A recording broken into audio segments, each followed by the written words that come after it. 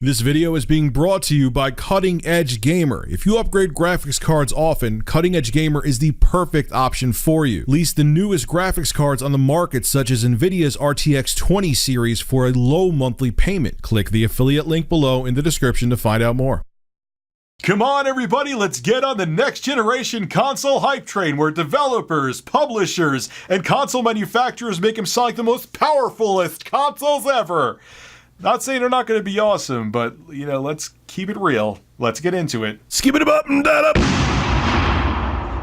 So we're entering the phase where the next-gen rumors really start to ramp up. You know, we're right on the eve of E3. I'm sure there's going to be some hardware reveals from somebody.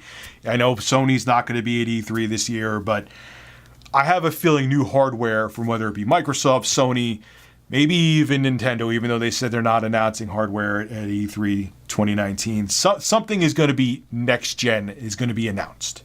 I just have this feeling in both of my nipples. Especially this one right now. It's like really telling me, Rich, something's going to happen. Thank you.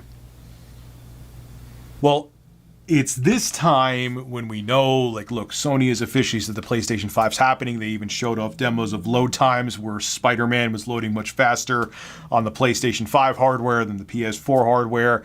Now developers are going to come out and say, oh my God, the next-gen systems are all over me. Oh, they're the best ever, the most powerful pieces of hardware in the world. And I'm impressed with what I'm hearing with next-gen specs. This supposed PC elitist is impressed with what he's hearing for the next Xbox and PlayStation 5.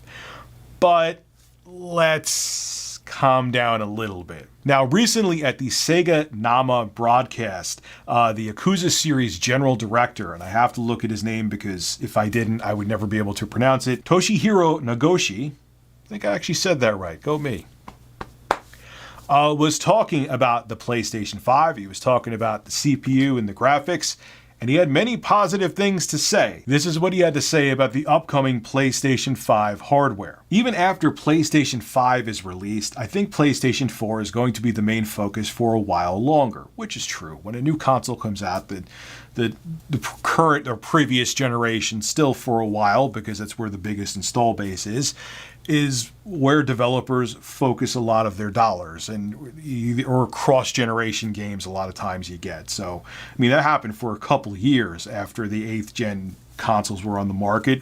We had cross-gen games from a lot of developers for a couple of years for the 360, PS3, and the games would also come out for the PS4 and Xbox One. It was like in 2015 where we started to see that wane. So that's fairly normal. But anyway, he continues now talking about the processing power of the PlayStation 5. The processing power of PlayStation 5 is incredible. So when we try to think of new gameplay that will utilize its full potential, I'm not really sure which aspects of existing mechanics we should translate. First, there was a time when graphics improved. Then there was network features. And now I guess you could say it's a return to the programmable era.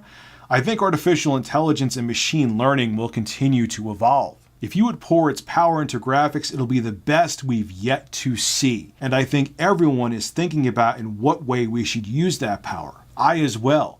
There's artificial intelligence and many other things I want to think about. So he brings up a big point with artificial intelligence and the programmable era, because the Zen 2 processors, the AMD Ryzen processors that are going to be inside of the next Xbox and PlayStation 5, they're going to be a hell of a leap from what was in the PlayStation 4 and Xbox One with those anemic Jaguar cores. Don't quote me on this, I'm just thinking of this now, but I'm pretty damn sure that even with the 8-core Jaguar processors that were in the PS4 and Xbox One, they basically compared to like a dual core, like the throughput, the instructions per clock compared to like a dual core Celeron processor, something ridiculous. Now, obviously having more cores, and if you utilize each core, would still be more beneficial than having just a dual core Celeron processor, but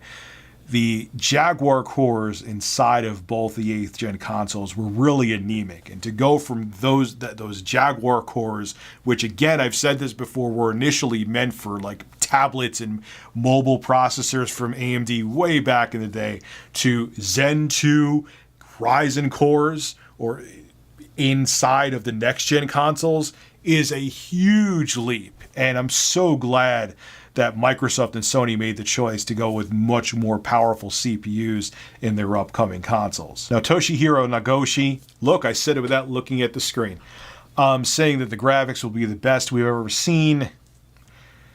Look, they're all going to make us drink the Kool-Aid. It's their job to do that. They said the same thing before the PlayStation 4 and Xbox One were released. Oh, it's such a huge leap. And my thing is this. Am I impressed with what I'm hearing about the specs about the next-gen console so far? Hell yes. Way more than I was when I heard about the specs of the PlayStation 4 and Xbox One. But it can't be the best graphics you've ever seen if they want the consoles to be $500 or $600 or $400, whatever the hell they're going to be. They can't be. There's no way they could put like an RTX 2080 Ti. I know it's going to be an AMD GPU. I'm just saying. Or a top-of-the-line Navi GPU in there and have those consoles be something reasonable and affordable that people can actually purchase. So the reason why I'm talking about this and being like, all right, temper your expectations and be more reasonable is because when people get this hyped up about what they hear from these developers and from Sony and from Microsoft, I think what these developers and Sony and Microsoft don't realize is that they set people's expectations way too high. And when these consoles don't meet them because they set the bar this high, people, and what they deliver is this, which is fine. Delivering something that isn't where the hype is okay. People get disappointed. And I'm telling you, look, the specs of the next-gen systems actually sound pretty impressive. But saying it's going to be the best graphics you've ever seen, that's just silly. That's just not realistic unless the consoles end up being $1,200 each or $1,500 each, which, God, please don't make them be that. But again, this isn't me poo-pooing on next-gen systems. I think they sound like they're going to be powerhouses. But let's not make it like they're going to be more powerful than a top-of-the-line gaming PC. And this isn't me being a PC elitist. I'm actually psyched for next gen, and I think the specs sound impressive. But I'm just trying to say, don't drink the Kool-Aid that's being spread out there right now. Because in the end, these consoles won't live up to those ridiculous expectations that the developers, publishers, and hardware manufacturers are setting. It's their job, I guess, to do that, but let's just keep it real. This is Rich of Review Tech USA signing out. Have a good one. Hey everybody, if you enjoyed this video, make sure you click the subscribe button. Also click the bell next to it to be notified of all of my uploads. And if you want to come check out my live streams, I have a second YouTube channel called RTU Streams where I'll be streaming there quite a bit starting in April. I'll have a link to that below in the description as well. Thank you for the continued support, and I'll see all of you in the next video.